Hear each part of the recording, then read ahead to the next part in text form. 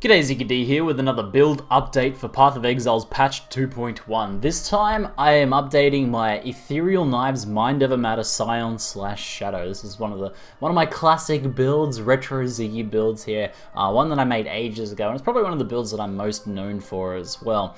Essentially the idea was to make a very tanky Mind Over Matter character that used Ethereal Knives, and basically the entire focus was on survivability, and Ethereal Knives kind of was able to scale itself to give you enough damage to get through content, a little bit low on the damage department, but enough damage for you to get through content and do pretty much all maps solo, and to still sort of be okay in groups, though in the higher levels of maps with groups, like with 6-man parties, the DPS was pretty lacking. Well, the good news is the character is just as tanky as ever, pretty much immune to most things. Immortal feeling a lot of the time. It's the sort of build that'll keep you alive, and that hasn't changed at all. However, what has changed is that Ethereal Knives has been buffed in many ways, not just in the passive tree and not just for the skill, but since this build was originally made, there's a lot more things available for scaling Ethereal Knives as well. Most importantly, we have Atziri's Promise and Doriani's Invitation, the belt and the flask there, and both of those are fantastic. So I was able to do this respec on my old Scion character, and use the Scion variant of the tree. Both of the passives will be linked in the description below for you guys, as well as a spreadsheet with some other info on things like gem links and stuff like that.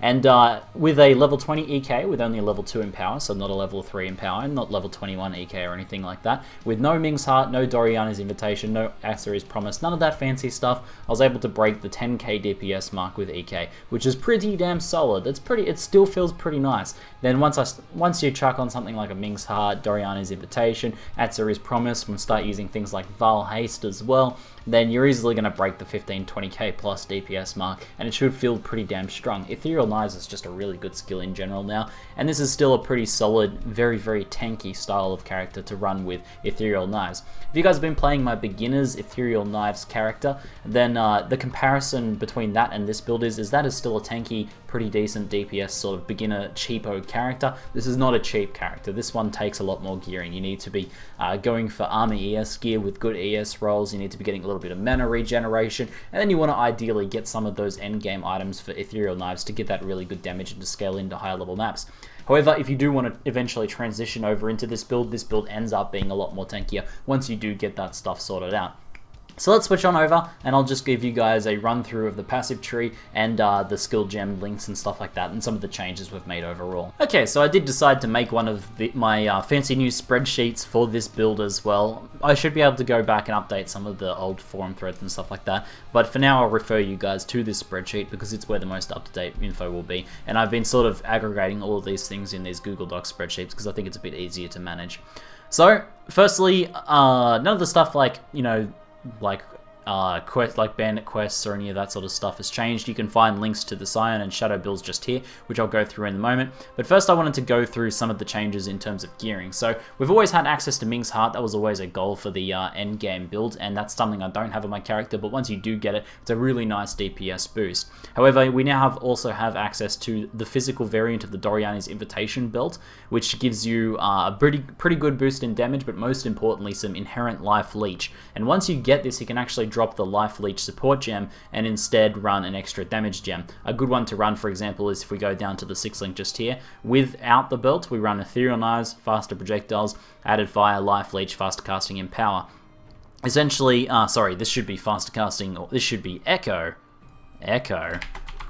there we go. Echo and Empower. Now without Life Leech, we can instead change this to Fast Casting, so you can run Fast Casting and Echo together, giving you a huge DPS boost because those two things multiply together very nicely. So you can do that, and the 1% Life Leech from the Doriani's Invitation, especially when you throw in the Atziri's Promise Flask, is more than enough, especially with the recent Life Flask buffs and things like that. So the Atziri's Promise Flask is the other one. These are pretty cheap to get, so these are one of the first things you can get. And you can actually run 2 of these, so you can chain them pretty much endlessly throughout maps. And these give you a very nice damage boost on Ethereal Knives, especially if you're running Added Fire and Hatred, because what it does is it takes a section of your elemental damage and a section of your phys damage, converts it to chaos, and adds it on top. So very powerful in an Ethereal Knives build like this. And then the other thing we can run is Vile Haste as well, which is not on the build in the past. So here's the skill gem setup, what I've got aligned just here. We have Vile Haste, Enfeeble Arctic Armor, and Increased Duration on the helmet. This gives us Enfeeble Arctic Armor and Increased Duration, not a big deal, but Vile Haste with Increased Duration means that you get a big burst of speed for quite a long time there. So very, very potent. On the boots, we run our auras, which is just Clarity, Discipline, and Hatred, I think is preferable. Grace is pretty nice to run for those more difficult maps and while you're leveling, but at endgame, I found the character's tanky enough that it doesn't usually need to run Grace. Just Mind over Matter and the various other things we have keeping our character alive, Arctic Armor and such, is enough to do it. On the gloves, I run, it doesn't really matter which you put these in, but you know, these are the 4 links. Cast from damage taken, level 4 with Enduring Cry, Molten Shell, and then I use an unlinked decoy totem, which I cast myself, and this is like kind of an old school tactic, and it's still a very strong defensive measure, so I do recommend it still. And then, as I said, our 6th link is EK, Faster Projectiles, Added Fire, Life Leech, Echo, Empower, and then you can switch Life Leech for faster casting. On the main hand, you have a bit of an option. Arc, Culling Strike, and Item Rarity is a nice setup if you're not really sure what to do there. It just lets you cull bosses and rares for a little bit more, little bit more loot, pretty nice. But while leveling, and even still at endgame, I think this is still okay. I think once you get all of this gear, it stops becoming so useful. But you can run Bear Trap with Added Fire and Culling Strike as a pretty solid single target skill. Bear Trap with Added Fire on the new passive tree is really, really good. It's actually more DPS than EK for single target, like it used to be in the olden days, but recently wasn't. It's actually more DPS until you start to get like that 6 link and stuff. So at that point you can switch over to Arc.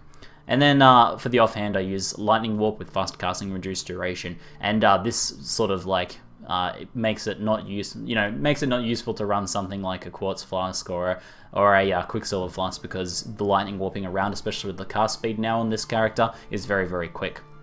So let's go over onto the passive trees. There is a Scion and a Shadow variant. The differences between these are essentially that the Shadow variant gets a little bit more damage. The Scion variant comes through the spell damage nodes just here, whereas the Shadow is able to pick up these physical damage nodes just here, which are a little bit more efficient. It's really much of muchness. The 2 characters are closer than they've ever been, so if you have a Scion you want to respec, or if you have a Shadow you want to respec, both of them will be able to play this build just fine. So, let's take a look at the new tree. We have the new physical damage nodes, the new projectile nodes, and quickness. These are all fantastic for Ethereal knives, and as the Shadow, we also pick up the Master of Force cluster just there. We've got some life, we've got some aura nodes down here. Ballistic Mastery and Heart of Oak are very nice to get. Ballistic Mastery is a fantastic node with Ethereal knives. We come down through reflexes, grab Iron Reflexes, and grab Mind over Matter. This is a build that uses the Keystone rather than Cloak of Defiance, so that does make it a little bit cheaper. And then we grab Thick Skin as well while we're there as well. If you want to, and if you don't find yourself using Grace, you can simply respec these 2 points out of Iron Reflexes and put them into more damage nodes wherever you want, or more life nodes, pretty much whatever you like there. We come down and get Inner Force. Inner Force is one of the last things you'll get once you're already running like a high level Arctic Armor and can support it, because it increases the power of Arctic Armor, but it also increases the cost. Shaper is a fantastic node just there as well, and we grab lots of extra cast speed and quick recovery just there. We come up into Witch and we get Eldrictch Battery just here, and we've got this Aura Cluster just here. With this setup, I was able to min-max it to the point where this can run a level 21 Arctic Armor with Inner Force, with this selection of nodes, without having to go up into the Templar Aura Cluster and still have enough mana to cover all of that and still be effective with Mind over Matter. You will need a little bit of regen on gear, maybe one item with like 30-40% mana regen, but otherwise it works pretty well. We did a lot of calculations on the spreadsheet for this earlier, and we were able to get it working, so it took a bit of min-maxing, but it worked out pretty well in the end. Overall, I'm pretty happy with how this character turned out. Got a decent amount of life, about the same amount as it had before, slightly less mana on reserve, maybe a little bit more life, but the defensive mechanics and the new skills and the new items and stuff available make the character far more stronger than it used to be. So anyway guys, hopefully you enjoyed this update, and if you had one of these characters waiting around, just waiting for this respec, go ahead and enjoy it. I've had a bit of fun sort of reliving old memories playing around with this character. And as always, if you have any questions, feel free to leave them in the comments below. That's it for now. I'm ZiggyD, and thanks for watching.